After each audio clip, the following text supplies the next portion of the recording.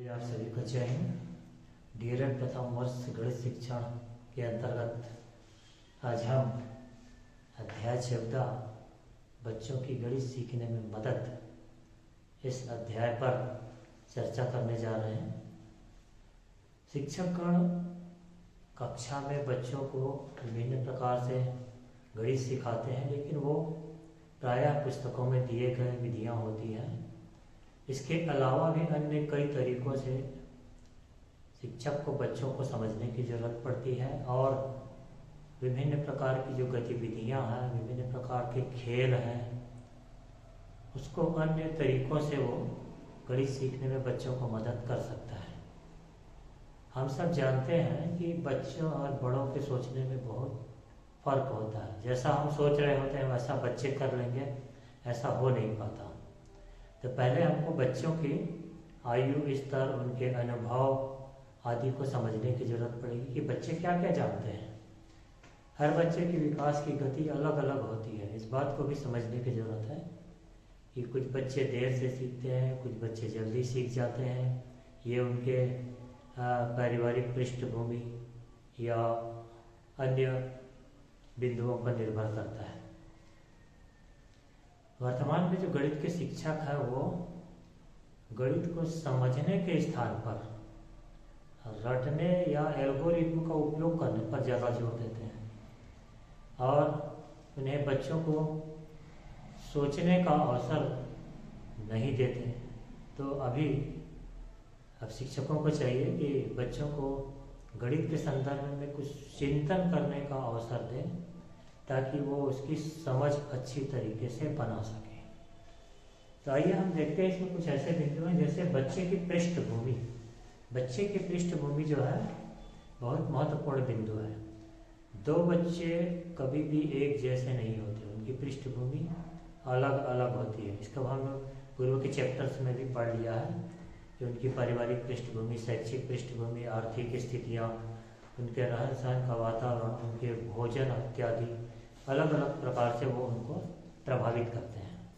तो बच्चे की जो पृष्ठभूमि है वो एक बहुत महत्वपूर्ण फैक्टर है। इसी प्रकार से गणित के सवालों को बच्चों के अनुभव के संदर्भ में हमको रखना चाहिए कि बच्चे जिस आयु स्तर के हैं और वो उस आयु स्तर में क्या क्या जानते हैं, उन अनुभवों को यदि हम उनके गणित के प्रश्नों से जोड़ करके समझाने का प्रयास करें तो उनकी समझ ज़्यादा बनती है। क्योंकि जब भी कोई अवधारणा सिखाई जाती है तो यह पहचानना महत्वपूर्ण है कि बच्चे को क्या क्या मालूम होना चाहिए जिसके द्वारा वो उस अवधारणा की अच्छी समझ बना सकता है। तो बच्चे की पृष्ठभूमि के बारे में शिक्षकों को कहा गया कि वो बच्चे के परिवार तक, उनके मित्रों तक, उनकी आचार व्यवहार पर, हर चीज़ पर नज़र रखें और इसके द्वारा बच्चे की एक समग्र समझ बनाने का प्रयास करें। फिर आता है संबंध जोड़ना। बच्चे जो है अपने आसपास की दुनिया को हमको गौर से देखने का अवसर देना चाहिए, अवलोकन करें, सवाल पूछने, खोज करने और तर्क के आधार पर उत्तर ढूंढने को हमको बढ़ावा देने की जरूरत है। यदि बच्चे प्रश्न नहीं पूछ रहे हैं तो हम शिक्षकों को चाहिए कि बच्चों को प्रश्न पूछने के लिए प्रेरित करें। बच्चों में पैटर्न पहचानने की क्षमता का भी विकास हमको करने की ज़रूरत है।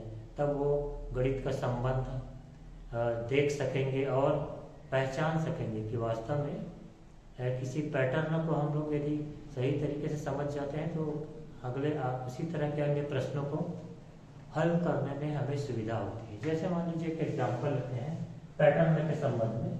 मैंने यहाँ पर कुछ अंक लिखे 2, 5, 8, 11, ऐसे कुछ मैं यहाँ पर अंक लिखा। तो इससे बच्चों को पैटर्न पहचान करके बताना होगा कि हम किस नियम से इस संख्या की प्रक्रिया को आगे बढ़ाने जा रहे हैं। जैसे 2 के बाद 5, 5 के बाद 8, 8 के बाद 11, तो इसमें मैं क्या जोड़ रहा हूँ या मैं इस संख्या में क्या घटा रहा हूँ तो मुझे अगली संख्या मिलने वाली है। जैसे यदि मैं 2 में 3 जोड़ूंगा तो 5 है, तो क्या मैं 5 में और 3 जोड़ूंगा तो मुझे 8 मिलेगा। तो 3 जोड़ने पर 8 मिला, 8 में फिर 3 जोड़ा तो 11 मिला। तो एक पैटर्न की पहचान हो जाएगी बच्चों को, और वो समझ करके बता सकेगा कि अगला अंक जो होगा वो 14 होगा, और इसी तरीके से और आगे के अंकों को भी वो बता सकता है। वैसे ही मान लीजिए कि मैंने कुछ संख्या यहाँ पर लिखा 4, 9, 25, 36, अगला अंक क्या होगा? तो इससे भी बच्चों को पहचानने की जरूरत है कि 4 के बाद 9 क्या जोड़ने से इतना अंतर नहीं तो दिख रहा, यहाँ पर 5 का अंतर, लेकिन यहाँ पर बहुत ज़्यादा अंतर है, 16 का अंतर आ गया, यहाँ पर फिर अलग अंतर आ गया। तो ये हो सकता है किसी अन्य प्रकार के पैटर्नों को पहचानने की बात यहाँ पर हो रही है। तो बहुत चिंतन करने के बाद, सोच विचार करने के बाद हो सकता है कोई बच्चा बताने पे सफल हो जाए कि ये 2 का वर्ग है। यदि एक वर्ग संख्या को, एक अगले संख्या जो 9 है वो 3 का वर्ग है, केवल 2 संख्याओं को यदि वो पहचान जाता है कि वर्ग वाली संख्या है, तो हो सकता है कि वो आगे की संख्याओं को पहचान जाए। यहाँ पर एक अंक और आना चाहिए, 4, 9 और 16। ये 3 का वर्ग, फिर 4 का वर्ग, फिर 5 का वर्ग, फिर 6 का वर्ग, तो निश्चित रूप से अगली संख्या जो आएगी वो 7 का वर्ग होगा। तो 7 का वर्ग यदि उसको पता है तो उत्तर बता देगा कि यहाँ पर 49 होगा। तो इस तरीके से संख्याओं को, पैटर्न को, हम प्रश्नों को उसके समक्ष रख दें, सीधे सीधे उनको उत्तर न बताएं, उनको कुछ सोचने का अवसर दें, वो कुछ कर सकें, अपने अनुभव से कुछ बता सकें। तो इसमें पैटर्न ढूंढने में शिक्षक को क्या करना चाहिए? तो कभी भी आप बच्चों को हतोत्साहित मत करिए, उनको अवसर दीजिए, प्रोत्साहित कीजिए कि उन्होंने उत्तर को किस तरीके से ढूंढना, उनकी मदद करिए। वो कहीं पर जाकर के यदि रुक जा रहे हैं तो उसको आगे बढ़ने में हमको सहयोग करने की जरूरत है। तो इस तरीके से संबंध जोड़ करके, पैटर्न पहचान करके कि बच्चे गणितीय समझ बनाते हैं। फिर आता है अभाचित्र। ये शॉर्ट या संक्षिप्त में लिखा हुआ शब्द है।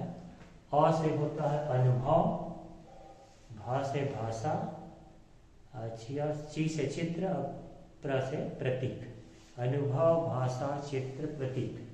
तो अनुभव किस चीज का? तो हम पहले के अध्याय में भी कर चुके हैं इस बात की चर्चा कि बच्चे के पास ठोस वस्तुओं के साथ अनुभव होना चाहिए, जिससे उनको गणित सीखने में ज़्यादा सहायता मिलती है। उसी प्रकार से हम गणितीय भाषा का उपयोग करें, कोई खेल कर रहे हैं या कोई कहानी बता रहे हैं, कोई गतिविधियां कर रहे हैं, तो इसकी जो शब्दावली है या भाषा है वो गणितीय संदर्भ में उपयोग किए जाने योग्य होने चाहिए। फिर जो भी हम ठोस वस्तुओं का उदाहरण को देख करके या अनुभव में हम देख रहे हैं, बच्चों के साथ है उसका अनुभव, तो उस अनुभव को चित्र के द्वारा भी प्रदर्शित करना बच्चे को आना चाहिए। और अंत में फिर हम आते हैं प्रतीक। प्रतीक के रूप में उसका व्यापकीकरण। प्रतीक आपको पता है कि वो जो है सांकेतिक होता है, अमूर्त होते हैं। तो इन चारों स्थितियों से यदि बच्चा गणितीय संदर्भों को सीखता है, अवधारणाओं को सीखता है, तो उसकी समझ ज़्यादा बनती है। गणितीय अवधारणा सिखाने में हमको हमेशा सरल से कठिन की ओर चलना चाहिए। सीधे सीधे मान लीजिए हम 2 अंकों को जोड़ना सिखा रहे हैं, तो पहले एकदम सरल अंकों को लें, उसके बाद फिर कठिन अंकों को ले 2 अंकों का, फिर उसके बाद फिर 3 अंक में जाए, फिर 4 अंक में जाए। इस तरीके से कठिनाई स्तर को धीरे धीरे बढ़ाना चाहिए। तो अनुभव, भाषा, चित्र, प्रतीक भी बच्चे के सीखने के लिए एक बहुत ही सशक्त माध्यम है। इसके द्वारा बच्चे गणितीय अवधारणाओं को बहुत अच्छी तरीके से सीखते हैं। फिर आता है खेल खेल में सीखना। तो खेल खेल में सीखना, ये बहुत सारे उदाहरण इसको आप इसके अंतर्गत दे सकते हैं कि खेल खेल के द्वारा बच्चे विभिन्न गणितीय अवधारणाओं को कैसे सीखते हैं। मान लीजिए कि हमको बच्चों को जोड़ना सिखाना है या घटाना सिखाना है या गुणा करना सिखाना है, तो इसके लिए कौन सा खेल उपयुक्त तो रहेगा जिसमें खेलने में बच्चों को मजा भी आए, रुचिकर भी हो और उसको खेल करके वो गणित भी सीख जाए। तो हम लोग पासे का उपयोग करते हैं। पासे किस तरीके के होने चाहिए, या तो इसमें बिंदु वाला भी पासा आता है या फिर पासे में अंक भी लिखा हुआ हो सकता है, 1 से 6 तक के अंक या फिर 1 से 6 तक के बिंदु अलग अलग फलकों में उसके अंकित है। अब बच्चे को हम कहते हैं कोई भी 2 पासे को लेकर के हम बच्चे को बोलते हैं कोई भी 2 पासा आप फेंकिए। पहला पासा फेंका उसमें 3 आया, दूसरा पासा फेंका उसमें 5 आया। इन 2 अंकों को लेकर के हम जोड़ने की क्रिया करा सकते हैं। घटाने की क्रिया में शुरू में जो प्राथमिक स्तर पर काम कर रहे हैं तो बड़ी संख्या में से छोटी संख्या को घटाने कर सकते हैं। गुणा की क्रिया में 3 और 5 का गुणा करके बताएं या 5 और 3 का गुणा करके बताएं। तो इस तरीके से खेल खेल में पासों के द्वारा भी हम बच्चों को गणित की समझ कर सकते हैं। बच्चे इसमें कई घंटों तक खेल सकते हैं, आपको आश्चर्य होगा। इसी तरीके से कुछ कॉर्ड के द्वारा भी हम खेल खेल में बच्चों को सिखा सकते हैं। हमारे पास 0 से लेकर के 9 तक के अंक लिखे हुए कार्ड हैं। 9 कार्ड है, 0 से लेकर के 9 तक 10 कार्ड, और इसको हम इकाई दहाई के संदर्भ में उपयोग करना चाहते हैं। तो हम 9 कार्ड को आपस में फेंट लेंगे, मिला लेंगे अच्छी तरीके से। उसमें से कोई 2 कार्ड निकालेंगे। पहला कार्ड जो निकालेंगे इसको इकाई के नीचे लिखेंगे, दूसरा कार्ड निकालेंगे उसको दहाई के नीचे लिखेंगे। मान लीजिए कि यहाँ पर 4 निकला और दूसरा कार्ड निकला 8। तो बच्चे को प्राथमिक स्कूल में कितना उपयोगी है, बच्चे इसको पढ़ करके बताएं कौन सी संख्या हमको मिलेगी। यदि बच्चे 7 तक की गिनती से परिचित है अच्छी तरीके से, तो कोई बच्चा पढ़ के बताएगा 84। 84 में हम और क्या पूछ सकते हैं, इसमें इकाई का अंक कौन सा है, दहाई का अंक कौन सा है। तो 4 और 8। 8 का अर्थ क्या है, स्थानीय मान के संदर्भ में यदि हम बात करें तो 80। 4 का स्थानीय मान क्या है, तो 4। तो ऐसे बहुत सारे खेल हो सकते हैं जिसके द्वारा बच्चे जो है इसकी समझ बनाते हैं। इसके बाद आता है एक बहुत बढ़िया जिसका नाम है अटकलबाजी का खेल। अटकलबाजी का जो खेल है ये प्रश्न पूछ पूछ करके हम उत्तर तक पहुंचते हैं।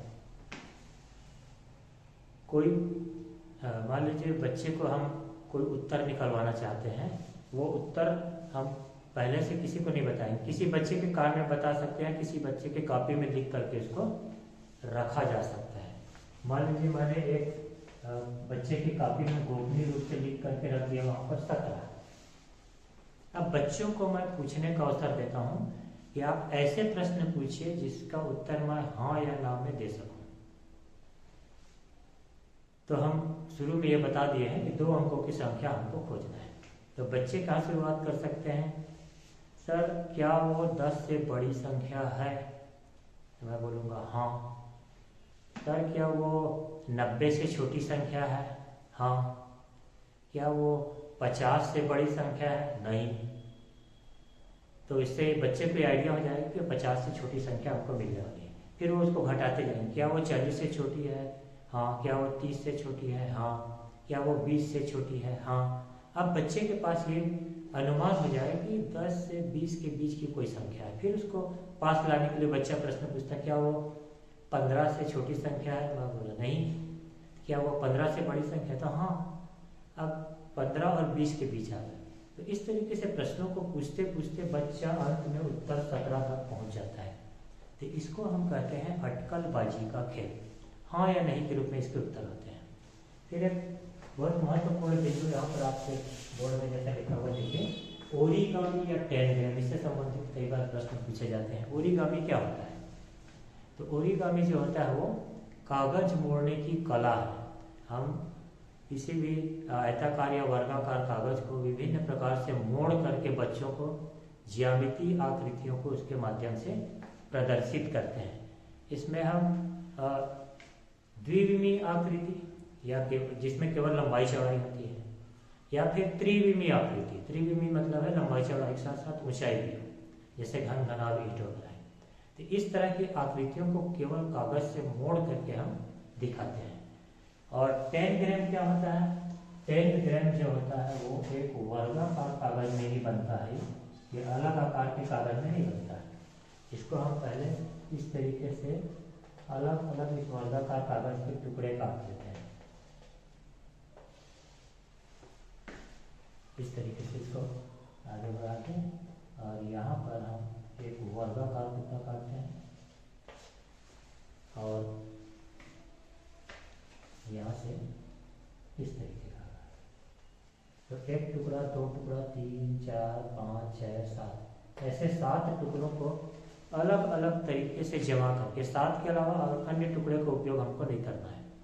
तो इसमें विभिन्न प्रकार की ज्यामिति आकृतियों को बनाते हैं हम, तो ये कहलाता है टेनग्राम। टेनग्राम से सैकड़ों प्रकार की आकृतियाँ बनती हैं। कुछ इससे बनने वाली आकृतियों के चित्र आपकी पुस्तक में दिए गए हैं। अंत में आता है सीखने में मददगार अन्य तरीके। तो मददगार अन्य तरीके के अंतर्गत हम और कौन कौन से तरीके जिसके माध्यम से हम बच्चों को सिखा सकते हैं, जैसे दोहराव की जरूरत, इसके अंतर्गत है रिपीट करवाना बच्चों को। कोई भी हम अवधारणा सिखाते हैं, दोहराव की जरूरत, तो इसको रिपीट करना क्यों जरूरी है? ताकि बच्चा उसकी और ज़्यादा अच्छी समझ बना ले और उसको भूले मत। रटना नहीं है, दोहराव का मतलब रटना नहीं है, बल्कि कुछ नया सीखना है। जैसे हम सब, आप सब कोई ना कोई जब नया किसी अवधारणा को एक बार पढ़ते हैं तो एक बार में सारी बात स्पष्ट नहीं होती, दोबारा पढ़ते हैं तो कुछ और बातें स्पष्ट, फिर और पढ़ते हैं तो और स्पष्ट। तो जितने बार उसको हम पढ़ते जाते हैं, चिंतन करते जाते हैं, उतनी ही ज़्यादा हमारी समझ बनती जाती है। तो दोहराव में हम उसको रुचिकर बनाने के लिए उसमें कुछ एक्टिविटी डाल करके उसको और ज़्यादा अवधारणात्मक समझ बनाने का प्रयास कर सकते हैं। जैसे मान लीजिए कि हमको पहाड़ा सिखाना है, तो 10 बाई 10 का एक ग्रेड बना लेंगे। यहाँ पर इधर 1 से 10, इधर 1 से 10, और यहाँ पर गुणा का चिन्ह लिख देंगे। यहाँ 1, 2, 3, 4 और आखिरी में 10। इधर भी 1, 2, 3, 4 आखिरी में 10। तो बच्चा जो है गुणा कर करके पहाड़े की समझ बनाएगा। 3 गुणित 2 कितना होता है? 3 दूनी 6 यहाँ लिखेगा। 10 दूनी कितना होता है? 20 यहाँ लिखेगा। तो इस तरीके से गतिविधियों के द्वारा उसको दोहराव करना और किसी अवधारणा की समझ बनाना। फिर दूसरा है बच्चे जो है एक दूसरे से सीखते हैं। ये हम पहले भी देख चुके हैं। बच्चे एक दूसरे से सीखते हैं।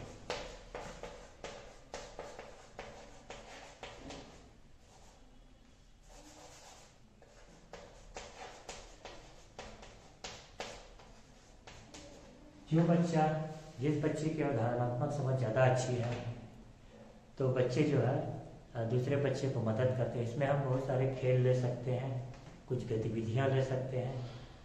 तो बच्चे जो है उनके पास जो अनुभव होता है उसको ज़्यादा से ज़्यादा दूसरों को बताने का प्रयास करते हैं और उनकी इच्छा भी रहती है कि मैं जो जानता हूँ उसको दूसरों को बताऊँ। तो बच्चे एक दूसरे से लगातार कुछ न कुछ सीखते रहते हैं। तो ये अवसर हमको प्रदान करने की जरूरत है, चाहे वो खेल के माध्यम से हो या गणितीय गतिविधियों के माध्यम से। और तीसरा है गलतियों से सीखना।